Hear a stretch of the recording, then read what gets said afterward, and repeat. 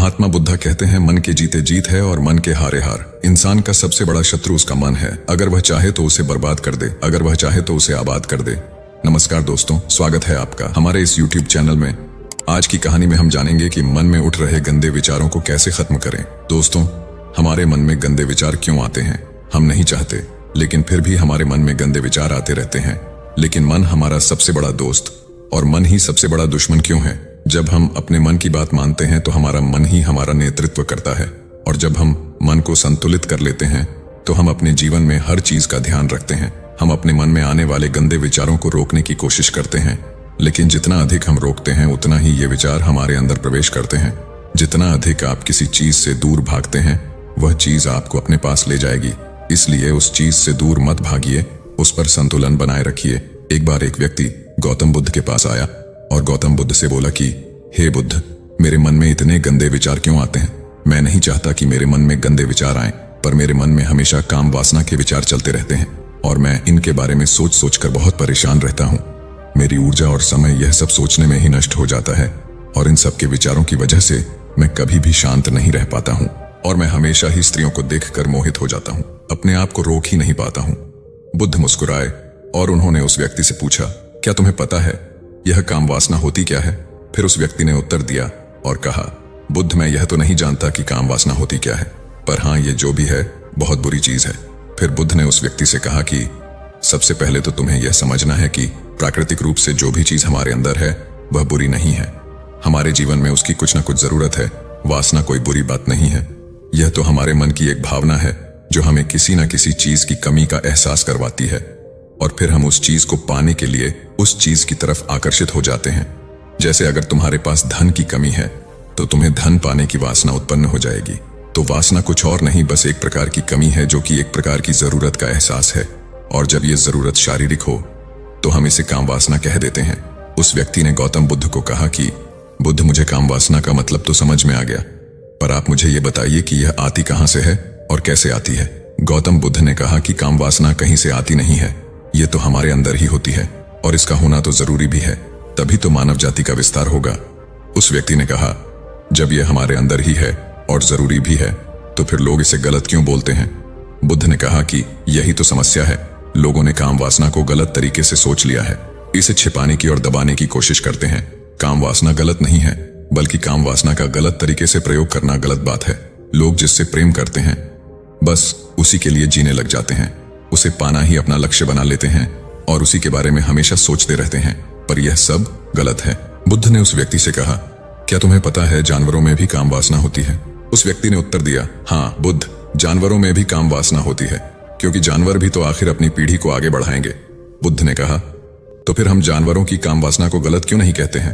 व्यक्ति ने कहा, मुझे नहीं पता महात्मा, आप ही मुझे बताइए।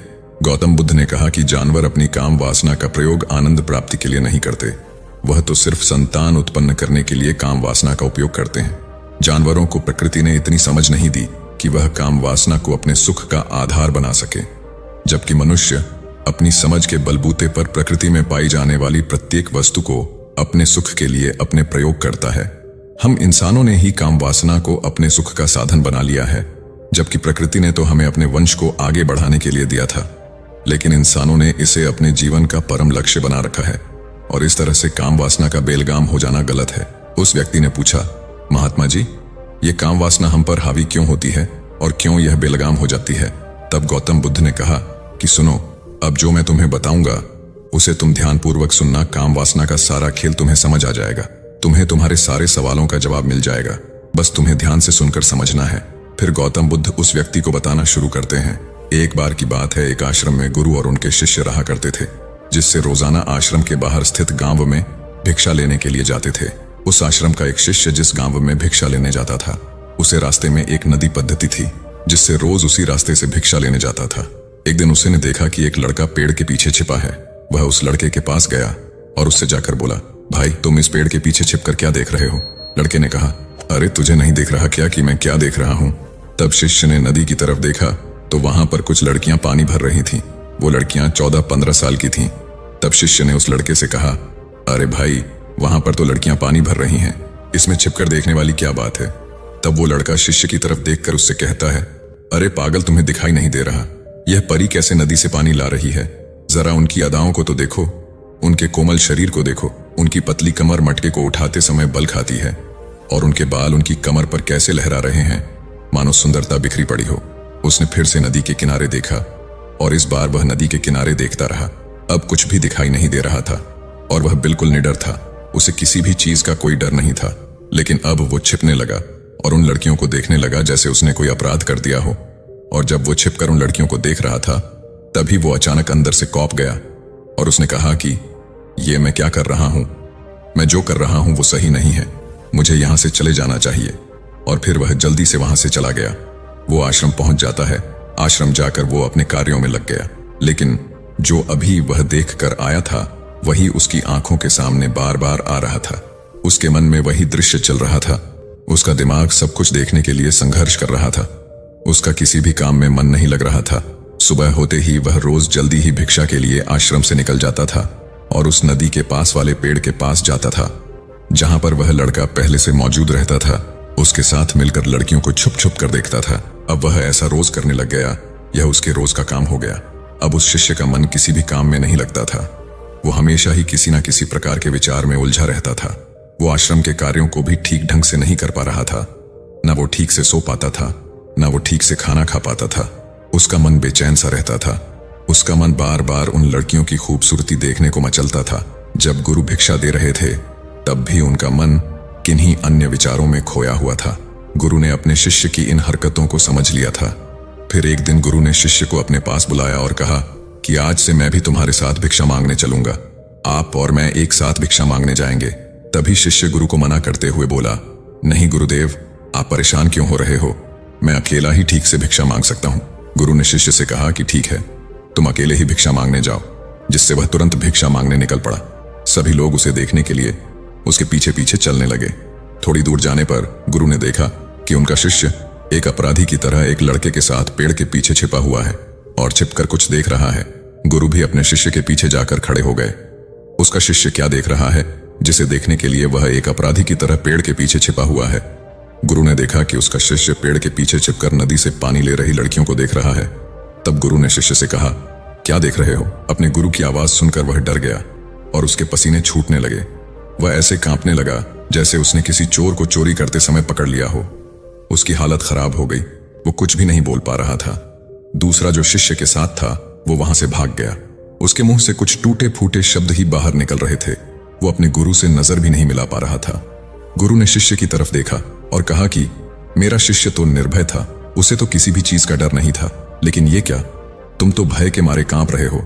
शिष्य ने गुरु से कहा कि मुझे माफ कर दो गुरुदेव, मेरा इसमें कोई दोष नहीं है। उस लड़के ने मुझे बहका दिया था, लेकिन आपसे मैं वादा करता हूं कि आज के बाद मैं ऐसा कभी दोबारा नहीं करूंगा।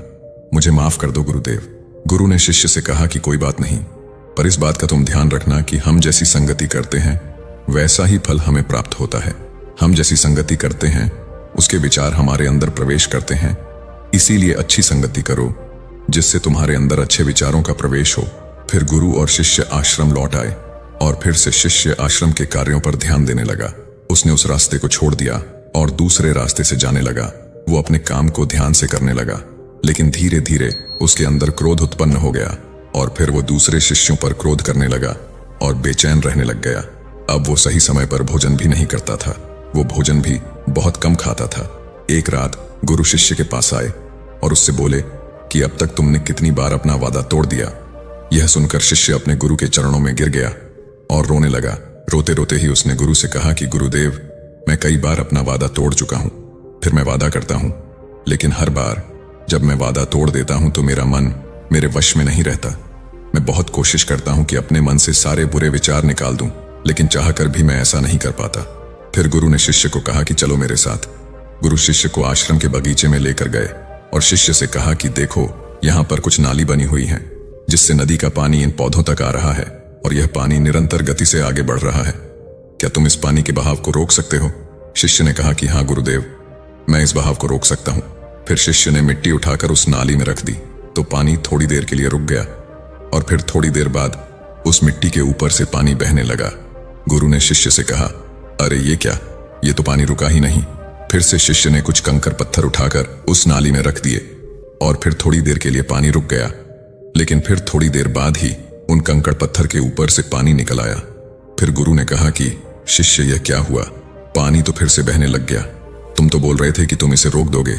क्या हम किसी काम को रोकना चाहे तो क्या हम उसे रोक नहीं सकते हैं? तब शिष्य ने कहा, कोई बात नहीं गुरुदेव, मैं इस पानी को तो आपको रोक के दिखाऊंगा। शिष्य फिर से एक बड़ा सा पत्थर लेकर आया और उस नाली पर रख दिया और पानी रुक गया। तब गुरु से कहा कि देखा गुरुदेव, मैंने कहा था ना कि पानी को मैं रोक दूंगा। मैंने पानी को रोक दिखाया। आपकी बात मैंने पूरी कर दी। गुरु मुस्कुराए और बोले, अच्छा जरा ध्यान से देखो, पानी रुक गया क्या? वो तो पीछे की नाली तोड़कर बाहर निकल गया और अगल बगल से बह रहा है। और ध्यान से देखो, इस पत्थर के आगे भी आ गया और ये पानी अपना रास्ता बदलकर फिर से आगे की तरफ जाएगा। और फिर थोड़ी देर बाद ऐसा ही हुआ। फिर गुरु ने शिष्य को समझाया कि तुम्हारे साथ भी तो ऐसा ही चल रहा है। तुम बार बार प्रयास कर रहे हो, बड़े से बड़ा प्रयास कर रहे हो, पर हर बार तुम्हारा प्रयास टूट रहा है और यह हमेशा टूटता ही रहेगा। तुम कितना भी बड़ा पत्थर रख लो, लेकिन पानी तो अपना रास्ता बना ही लेगा। यह सब देखकर शिष्य ने गुरु से कहा कि ही गुरुदेव, क्या कोई तरीका नहीं है जिससे मैं गंदे विचारों से बाहर निकल सकूं और यह मेरे मन में आए ही ना? गुरु शिष्य को एक नदी के पास ले गए जहां से उस बगीचे में पानी जा रहा था। गुरु ने शिष्य से कहा, वो पानी इसी नदी से जा रहा है। अगर हम यहीं से उस रास्ते को बंद कर दें जहां से पानी बगीचे में जा रहा है, तब क्या हम पानी को रोक नहीं सकते? शिष्य ने कहा कि हाँ गुरुदेव, अवश्य ऐसा हो सकता है। मैं इस पानी को यहीं से बंद कर देता हूं, तब आगे की नाली में पानी जाएगा ही नहीं और फिर बगीचे में पानी जाएगा ही नहीं। फिर शिष्य नदी से जाने वाले रास्ते को बहुत मेहनत करके पत्थर और मिट्टी डालकर बंद कर दिया और गुरु से कहा कि गुरुदेव, मैंने पानी को बंद कर दिया है, अब यह पानी बगीचे में जाएगा ही नहीं। तब गुरु ने कहा, शिष्य, अगर पानी बगीचे में नहीं जाएगा तो पेड़ पौधों को पानी कहां से मिलेगा? उन पेड़ पौधों को तो पानी की आवश्यकता है और उन पेड़ पौधों में कुछ पेड़ पौधे तो ऐसे हैं जिनको रोज पानी की आवश्यकता है। वह तो मुरझाकर सूख ही जाएंगे, उनका क्या होगा? पानी तो हमें खोलना ही होगा। शिष्य ने गुरु की बात सुनकर वापस नदी से जाने वाले पानी का रास्ता खोल दिया। तब गुरु ने शिष्य से पूछा, शिष्य, अगर हम इस नदी के पूरे पानी को बगीचे की तरफ मोड़ दें तो क्या होगा? तब शिष्य ने जवाब दिया कि गुरुदेव, वहां पर जितने भी पेड़ पौधे हैं वो गलकर नष्ट हो जाएंगे, वहां पर कुछ नहीं बचेगा। फिर गुरु मुस्कुराए और बोले, तुम इस बात को समझो कि हमें किसी भी चीज को रोकना नहीं है, बस हमें हमेशा संतुलन बनाए रखना है। कम पानी से भी पौधे नष्ट होते हैं और ज्यादा पानी से भी पौधे नष्ट होते हैं। हमारा जीवन संतुलन से ही चलता है। गुरु ने शिष्य से कहा कि अगर मैं तुम्हें कुछ कहूं कि तुम आम के बारे में मत सोचो, तो तुम्हारे मन में सबसे पहले किसका चित्र आएगा? शिष्य ने कहा कि गुरुदेव, मेरे मन में तो पहला चित्र आम का ही आएगा। गुरु ने कहा कि जब हम गंदे विचारों को जबरदस्ती रोकने का प्रयास करते हैं तो वह और मजबूती के साथ हमारे अंदर प्रवेश करते हैं, हमारे अंदर उठते हैं। इसलिए हमें उन्हें कभी भी दबाने की कोशिश नहीं करनी चाहिए। तब गुरु शिष्य के पास गए और बोले कि बुरे लोगों की संगति के कारण भी हमारे अंदर गंदे विचार आते हैं। कभी कभी ऐसा होता है कि हमारे अंदर कामुकता नहीं होती, लेकिन कुछ अश्लील लोगों के साथ रहने के कारण वह हम पर हावी हो जाती है।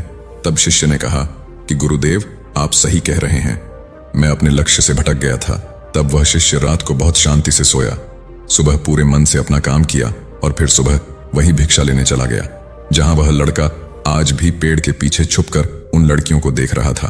वो शिष्य नदी पर गया जहां वह लड़कियां पानी भर रही थीं। उसने उन लड़कियों से पानी मांगा।